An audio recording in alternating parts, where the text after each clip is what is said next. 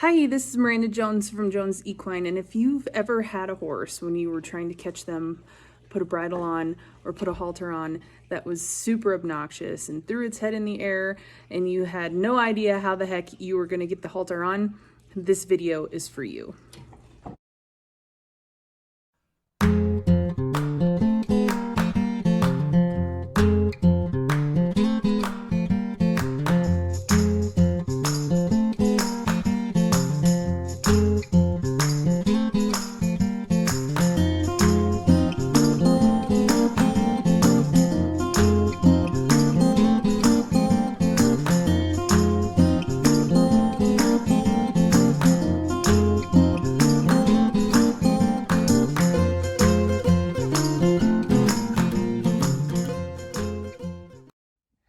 Hello, this is Miranda Jones from Jones Equine, and I'm here with Huckleberry Jones, and we caught him to groom him out because he's kind of covered in mud, and I figured it just would be a good opportunity to show you guys a good way to halter your horses that makes it easier to catch them and nicer to put bridles on in the whole 9 yards. And so there's just a couple of things that will make that super nice and easy. And you can do this with rope halters or buckle halters like we have on. So here we go.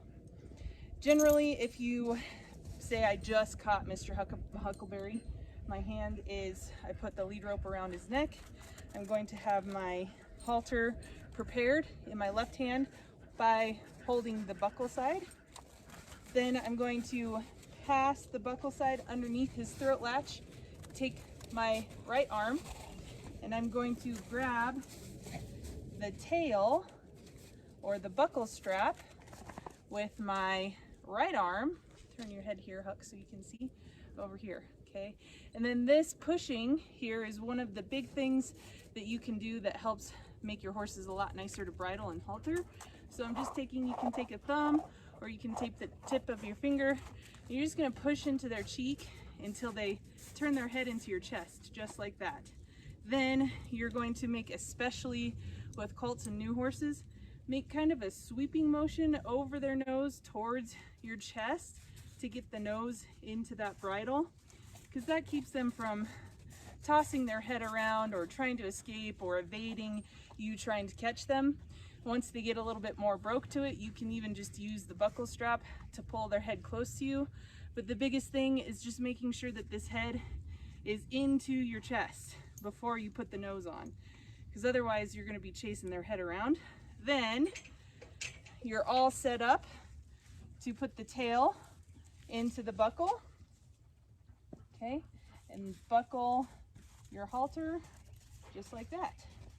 Now, if you have a halter that's similar to this one and it has one of the buckles underneath and you want to be able to use that because it is a lot easier than putting the buckle strap in, I'll show you how to do that too.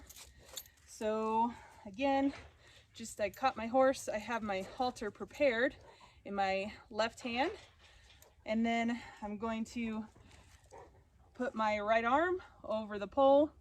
I'm going to grab the halter with my right arm, and with that right arm I'm going to push my horse's face into my chest, and I'm going to poke with my finger here until he releases, just like that. Then I'm going to sweep his nose into the nose band and then just pull it over his ears. Once it's over his ears, then I can take this buckle and buckle it right here. All right, so this makes haltering a lot easier, and this also transfers over into bridling your horses so that your horses aren't a nightmare to bridle as well. So I hope this is helpful. I think it's a little technique that's often overlooked and just makes things a lot nicer for you and your horse. I just wanted to give you a quick how-to on tying rope halters. If you've never used them before, they can be kind of complicated on the knot, but the knot that you put into it makes a big difference in terms of whether your horse gets out of the halter or if you get a knot so tight that you can't undo it. So we're going to use all of our haltering methods that we used before. So I have my halter prepared in my left hand, which means I'm going to have the tie loop in my left hand. You can, I like holding the tail with the finger here. You could leave it dropped as well. The big important part is having it here in your hand and open and not all tangled. These rope halters, it's kind of harder to see the way that they go, and if you have them prepared first, it makes things a lot easier and smoother. So I'm going to put my tail here, and just like we said before, and he's already looking for it because we've practiced this a whole bunch, which is great. So I'm going to pass it underneath his throat latch with my left arm, take my right arm over the pole, grab the tail with my right arm, and then I'm going to use my thumb to push his nose into my chest first, right? And then sweep his nose into that nose hole. Okay, then pass over the top here, and then we're ready to tie. So I'm going to turn his head, and that was really great. He was looking and chewing there. Those are some good signs that he's like, oh, this is how we do this. So how to tie this. I'm going to take my tail here in my right hand. Here's my little tie loop. So the back of the tie loop, the part of the loop that is close to my horse's face, that's what I'm going to pass my tail through. Okay, then you can cinch it up close to their face. I'm going to turn his head a little bit.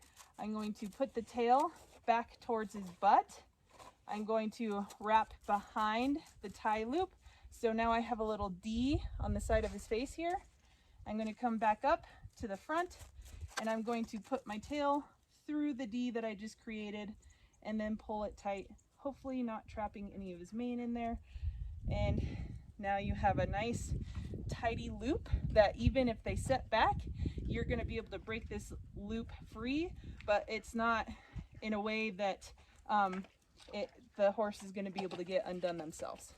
When you have your lead rope and you're holding onto your horse, something that's really important in terms of safety is you should never have a coil like this, because if a horse takes off running, especially if it's on your arm and you have a lot of rope, horse takes off, it tightens up on your arm and then your hand, and you're trapped. The way that you should be carrying your lead ropes, okay, if you have a big long lead rope like this, you're just going to fold it in half once, so it's like this, and then lay it either in your hand, or you can lay it across your arm here, just like this. Then you have a free hand to do things with. The important part is just making sure that there's no coils around your arm, so that if things do go crazy and get a little western, you're not trapped and you're not going to get your arm cut off or broken or major rope burn or anything like that. If you found this video helpful, then give me a like at the bottom of the screen and subscribe to my channel for more horsemanship tips and tricks, and visit our website and blog for more advice on how to handle and get along and improve your equine experience with your horses, donkeys, and mules.